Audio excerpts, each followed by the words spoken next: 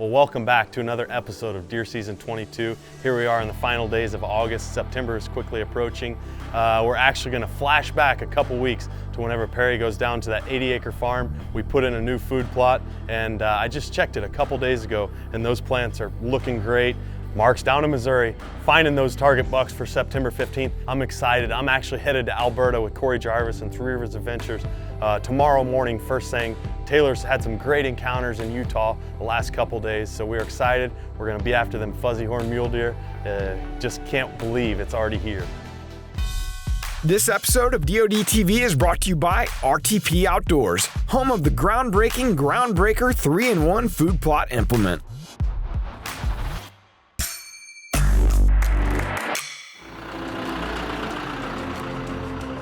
We got the RTP Groundbreaker 9 on this 80-acre piece you guys saw in the previous episode. We're gonna disc this plot a bunch of times, got some grass in it, go over it a few times, then load up that mossy oak BioLogic seed and lay it down. We really need some rain, but we're gonna get after it.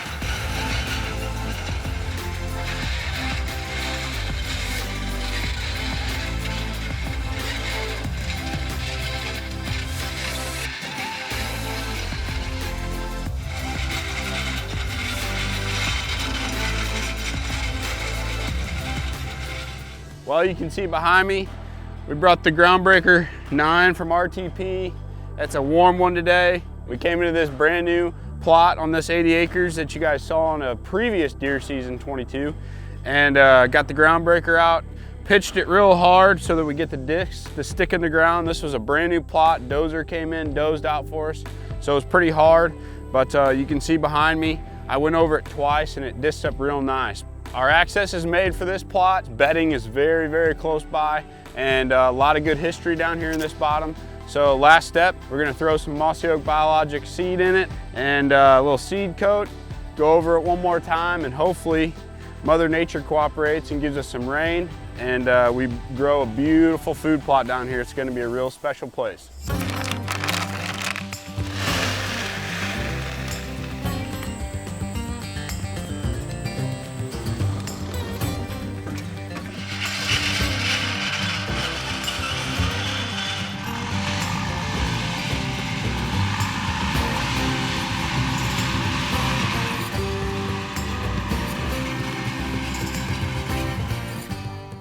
All right, I'm down here in Missouri today, and Perry's back in Iowa doing some watering.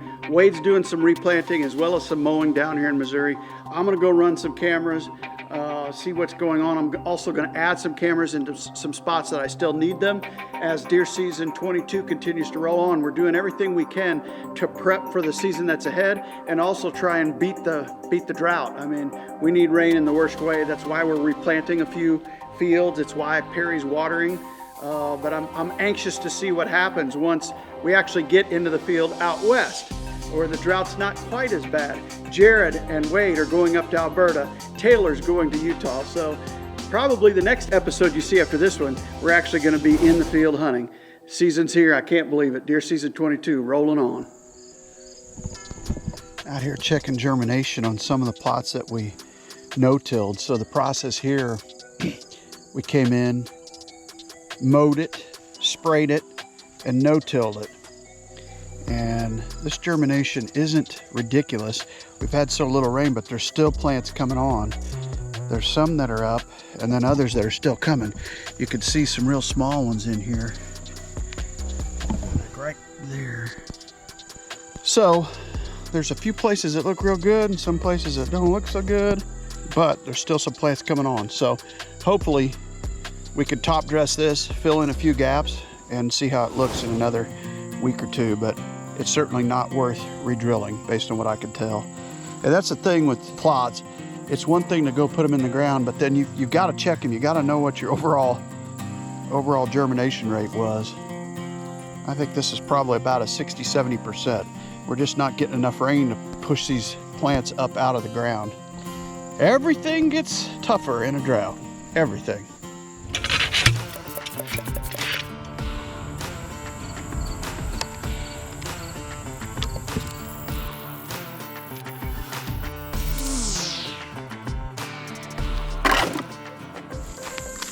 I had a camera here last year, and it was one of the best cameras we had in Missouri for daylight pictures of bucks and mature bucks.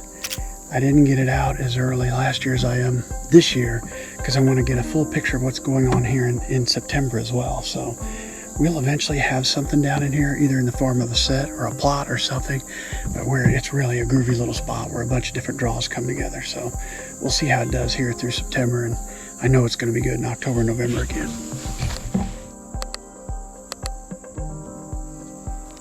I just traded texts with Perry. He's already got a few loads on today. He had a little breakdown earlier today, but he's rolling again. Wade's already replanted 3 of the plots. DeerCast says there's a chance of rain Saturday, Sunday, Monday. We'll see.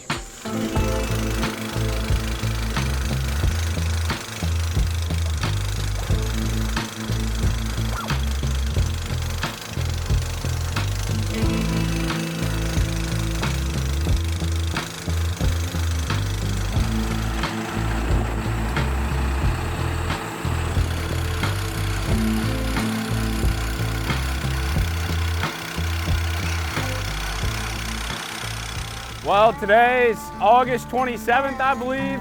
It is, it's hot and it's still dry here in Iowa. 45 days or so with no rain and not much in the forecast. Maybe this weekend, hopefully.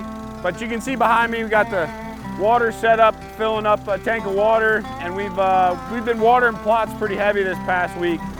We can't water all the plots, but we can surely key in on a few key spots on a few key farms.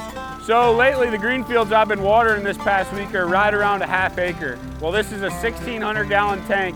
It takes 8 trips to put close to an inch of rain on a ½ acre plot. 27,000 gallons of water to equal an inch on an acre. So cut that in half for a ½ acre, obviously. But you can also go out and rent one, a smaller unit, like 500 gallon tank you can rent with a pump just like ours. So if you think you can't go out and do this, I think you're wrong. I think you could potentially do it very well. When season comes, we are going to have the green, and hopefully that makes us have the deer. But get out there, get some water on your plots, and good luck. This field, we transferred it to clover. We planted it to last bite last year, added a clover contingency to it. So it needs mowed. We just sprayed it last Wednesday. But this behind me, we just planted to winter grass with a little extra radish mix in with it. So this is the field where Coondog killed last year with his rifle, and we had some good encounters here as well. So I'm gonna check that card, see what's here. There's also a water hole over in that corner that we put there and had good use on it the first year we hunted it. And then it's been kind of wet since then and they haven't used it as much. So I'm gonna put another camera right over there in the corner, and hopefully we have the luck down here. I think we're going to once this greens up. So the idea is they're gonna stage in that clover, and then they're all gonna make their way into this winter grass with heavy radishes. Beautiful looking plot.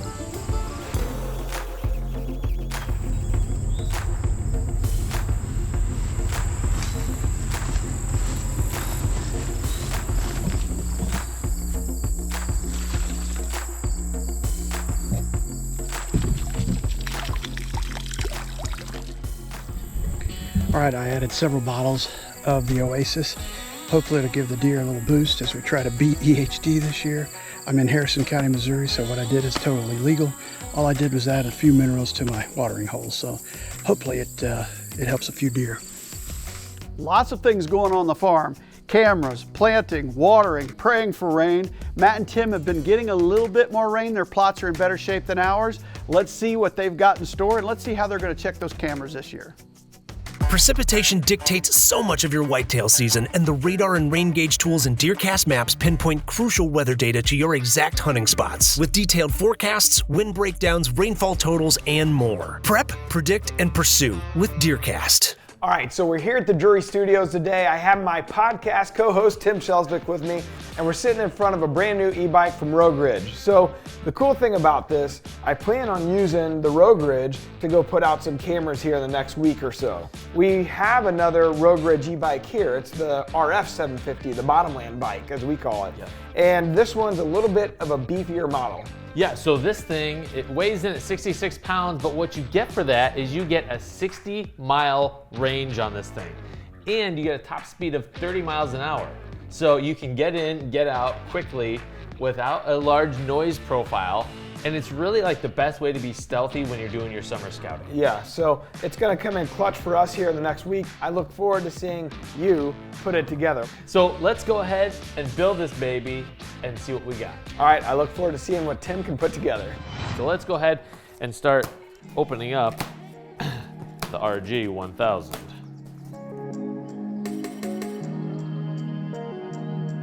I really suggest trying to get it up off the ground to work on. If you've got a bike repair stand, that's ideal. If not, just hang it from the seat post. You got lots of places to tie off to. But if you can get it up, it's gonna be a little easier to work with. We're gonna go ahead and we're gonna get the fork installed first. Let's get that front wheel on next.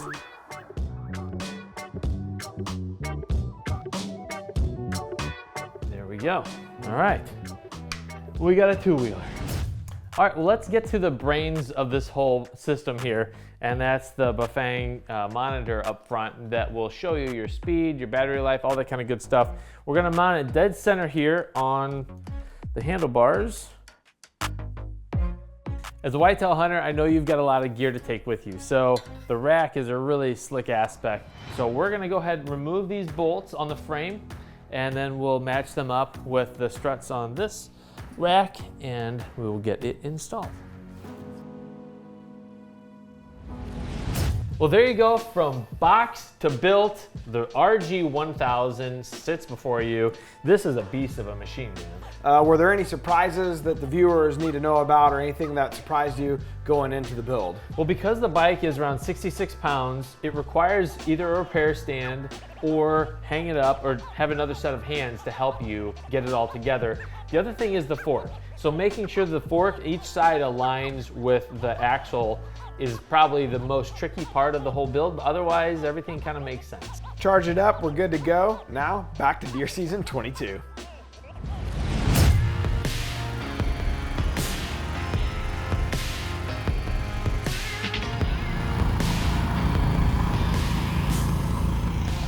Okay, well, I'm up at Terry's today. I came up yesterday evening, watered a couple plots before it got too dark. Forrest is on his honeymoon, and Terry's a little bit busy this week, so they asked me to come up and water some plots while it's hot and dry out.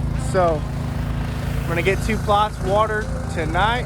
I got 1 done this morning and a couple done last night. So first plot I'm gonna do is a very important plot to Terry. He's got a big deer living over there. They've done a lot of work for this plot. We put in scrape trees last week, and this buck, he's a big BioLogic hog, so I'm gonna go get that watered. Hopefully all this hard work pays off, and got 3 loads to put out tonight. Let's get it.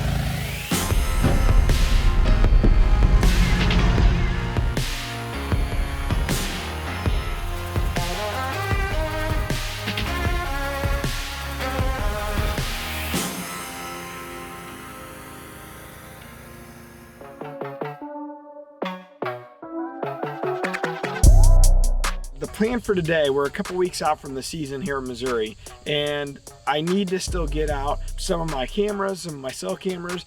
I already looked at DeerCast maps, and I did the wind checker ahead of time, and I noticed that we have a predominantly west wind, calm to west wind today. Well, west works for almost all my spots here on the farm, so that's good. We'll have the wind kind of blowing in our face and away from the bedding, and we'll be able to deploy all the camera. I'm gonna use a little bit of nose jammer on our boots. Then I got the tools of the trade today. Reconic cell cameras. We got the cell phone so we can deploy them. We got a Tenzing backpack so I can put all my cameras in there. And we're gonna take the Rouge Ridge from location to location to set all these cameras up. So we're gonna try to be super quiet, super careful, and get in and out. In the off season this year, we planted 2 new food plots. One up front there, which I'm not real sure if we're gonna have much activity there or not. I know based on the cell camera we have on it, there's a lot of nocturnal activity on it. Then we carved out a new plot here in the timber and basically opened up an area that was kind of open. We had a tree stand in there, and it's a spot where we were getting good pictures in October and early November of the deer we call slingshot. So all you can do is plan and plot and we've done that. Now it's time to get the rest of our cameras out and a few new blind locations and stand locations, and we're gonna stay out until the season opens and that first cold front hits.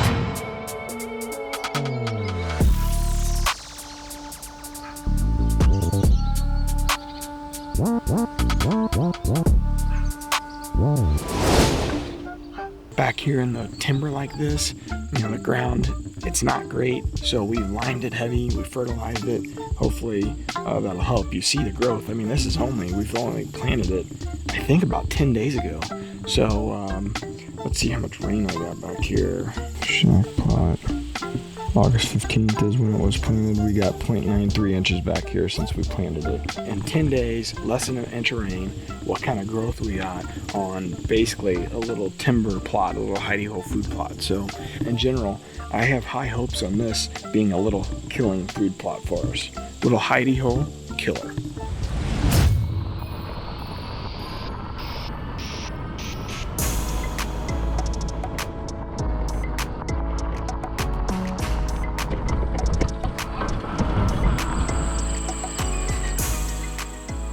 So this is a new food plot that we established this year. We tried planting it last year and the rain just killed us out here in general for food plots. We got iconic cell camera pictures from across the plot there of bucks and does, grazing on it last night. My thought process here is they might be coming out of the logging road and working their way straight up the side of the timber here into the beans based on the browse pressure. So we're gonna hang one more camera. It's all about taking your spot, making it better, and continuing to hone in on observed movement and just intuition. So I'm gonna get this Reconic cell camera up and get a little bit more intel. I'm gonna add this serial number, use photo, and then I'm gonna add one more, and I'm gonna take a shot from here. Okay, so when I click on it, boom, my photos are there, and I know what the serial number for this camera is, and I know what the general angle that the camera's facing. Perfect. All right, a few more to go, we're almost done.